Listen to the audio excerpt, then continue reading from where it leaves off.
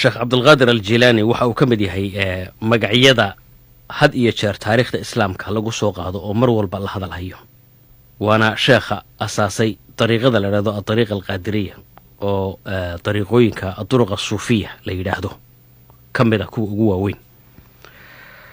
waxa uu ku dhashay cabdulqaadir aljilaani taariikhda hijriga ahi markay ahayd 470 gobol la yidhahdo jiilaan oo kaabiga ku haya badda Caspian Sea, maanta aynu u naqaano baxr alkhazarna lagu yidhahdo kutubta taariikhda islaamka.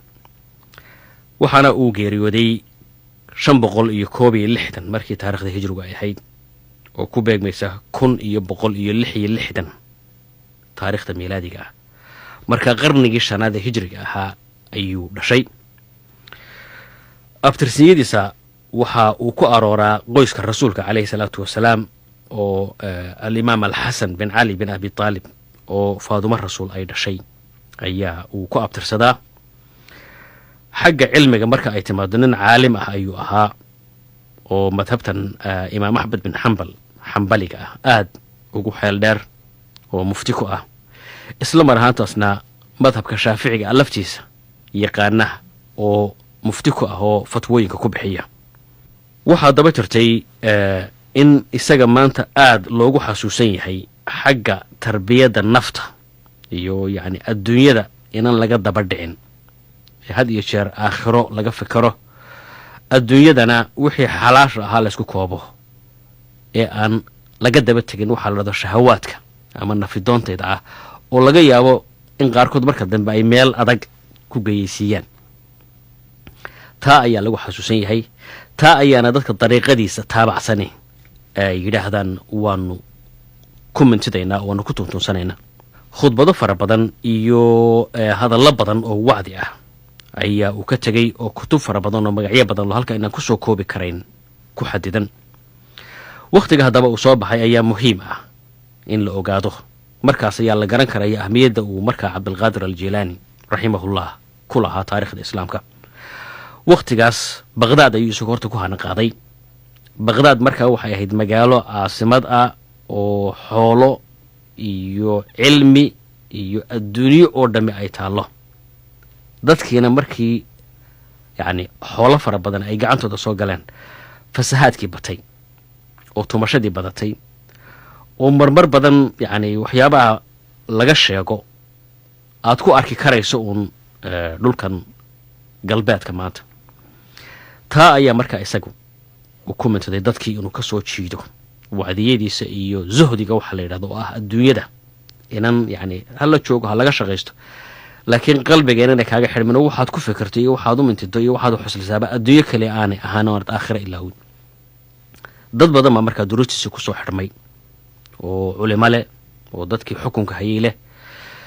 sidaas ayaa markaas tarbiyata nafs yacni nafta rabaynteeda iyo yacni jarakuhaynteeda ayaa lagu xasuusanaya. taariikhyahanada muslimka qaar badan baa markaa waxay rumaysan yihiin tumashadaa la galay iyo isdhigashadaa la isdhigtay inay sabab u noqotay matalan muslimka in laga qaado dhulkii barakaysnaa ee falastiin oo quds nimankii macatab ku dirarka ah ee crusaderska la odhan jiray ay qabsadaan yurub ka soo duulay.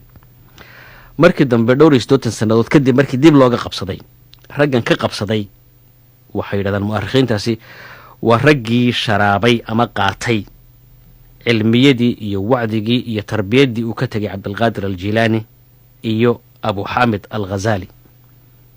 waa taarikhyahanada qaar baa sidaa rumaysan. maanta laakiin caalam alislaamiga marka la eego yacni afkaar kala duwan oo iskhilaafsan ayaa laga haystaa cabdulqaadir aljilaani.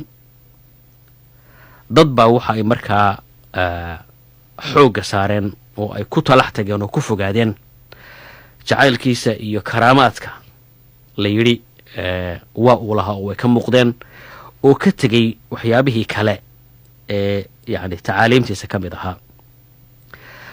culimada kale ee iyagu guud ahaanba aan ogolayn waxaan tasawufka la yidhahdo ama dariiqooyinkan suufiyada ah aan ogolaynina waxa ay markaa waa diidan yihiin oo way rafdayaan waxyaabaha ma garanaysaa cabdulqaadir loo nisbaynayo. meelo badanna gar waa ku leeyihiin oo markii sheekhii laga dhigay yacni martabad la gaadhsiiyey tii bini aadankaba ka weyn dadka qaar gaadhsiiyeen oo qaar ay gaadhsiiyeen mid kaba korraysatii rasuulka calayhi salaatu wasalaam iyo asxaabtii. su-aal baa meesha soo gelaysoo la odhanayaa yacni waxa meesha ku jira waa maxay, waxaanay suuragal ma yihiin, caqliga ma galaan. runtiina waxyaaba badan oo caqliga iyo sharciga diinta midna aan ku bannaanayn ayaa dadka qaar ay u nisbaynayaan sheekh cabdulqaadir aljilaani, isaguna aanu kutubtiisa kaga tegin. dadkii isaga ka dambeeyey ee sida saxa ah dariiqadiisa ama yacni nidaamkiisa u raacsanaana aanay ogolayn. laakiin waxaa jirtay aaraadii cabdilqaadir aljilaani caalamalislaami oo dhan bay ku faaftay ilaa indonesiya, ilaa maqrib, ilaa nigeria. yacni matalan xarakaadka islaamka ee waaweyn ee afrika ka dhacay, sheekh cusmaan danfodiyo oo reer nigeria ahaa, dhulka sokoto la yidhaahdo, oo dowlad weyn oo islaamiya sameeyey, waxa uu ahaa dadka ku abtirsadaa yacni dariiqada qaadiriyada. ameer cabdilqaadir oo isna reer jazaa'ir ahaa, cabdilqaadir aljazaa'iri, oo muddo fara badan oo 22 sannadood la dagaalamayay isticmaalka faransiisku, isaguna dadkaas ayuu ka mid ahaa. laakiin dad kale oo isdhigtay ama lagaba yaabo inay ka leexdeen ayaa maanta la qaadiriyey ayaanu nahay, ama yacni dariiqadii sheekha ayaanu nahay, oo markaa yacni afkaarta kale layskaga hor imanayo sabab u noqon kara.